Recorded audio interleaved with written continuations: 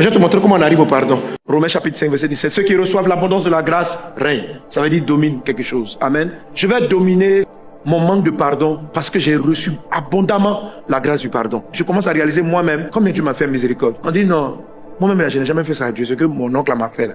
Dieu lui-même est étonné. Tellement le gars là, il est mauvais. Voilà, mais tu parles ainsi souvent parce que tu n'as pas réalisé l'abondance de la grâce. Donc tu n'arrives pas à dominer la colère. Tu n'arrives pas à dominer la déception que tu as de l'autre. Plus tu vois comment toi-même tu es décevant. Et Dieu t'a fait grâce. Tu arrêtes d'être déçu des autres. Quelqu'un qui est déçu des autres, il ne sait pas que lui-même, Dieu a suffisamment de sujets d'être déçu de lui. Non, le gars là, il m'a trop déçu. Mais toi-même là, tu es très décevant pour le ciel. Mais tout ça, Dieu t'a remis. Maintenant, toi, tu es trop exigeant.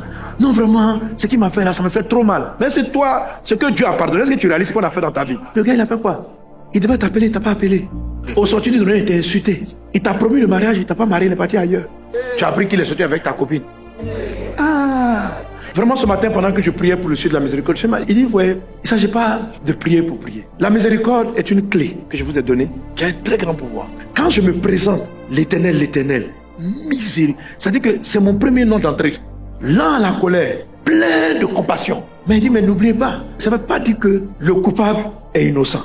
Ça ne veut pas dire que l'enfant du coupable est innocent. Et c'est une loi qui existe. Mais, je fais miséricorde. Les liens d'hérédité n'ont pas été annulés. Ils ont été effacés, pardonnés. Ils ne sont pas actifs dans nos vies, pas parce qu'ils ont cessé d'exister. Parce que le sang de Christ les a rendus inactifs. Amen. Mais Jésus nous apprend que, attention, si nous ne pardonnons pas aux gens, si nous ne pardonnons pas de tout notre cœur, ces liens-là redeviennent actifs. Quand le monsieur n'a pas pardonné, il a été jeté en prison et il avait un bourreau pour le frapper, pour le maltraiter. C'était une prison douloureuse, tout simplement parce qu'il n'a pas réalisé, il n'a pas compris qu'il venait d'être sauvé, lui, sa femme et ses enfants. Vous savez, souvent on saisit, on dit, oh, tu m'as pardonné mes péchés sont pardonnés. Mais en fait, on ne prend pas le temps de réaliser ce qui s'est passé. Peut-être que les 100 deniers qu'il a exigés à l'autre, lui, pour lui, c'était vital. Et c'est pour ça qu'il est venu de toi, là, tu me dois 100 deniers, paye. Mais en fait, il n'aurait pas dû voir sous cette échelle. Il aurait dû réaliser, waouh, on vient de me sortir de graves problèmes. Mes enfants allaient être en prison.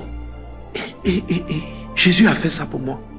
Alors tu vas prier Dieu, tu vas dire, Seigneur, apprends-moi réellement à réaliser constamment et à pardonner de tout mon cœur. Il faut que tu arrives, c'est quelque chose qui est important parce que ta vie peut être bloquée, tes affaires peuvent être bloquées, ton ministère peut être paralysé parce que des jugements passés sont actifs encore dans ta vie.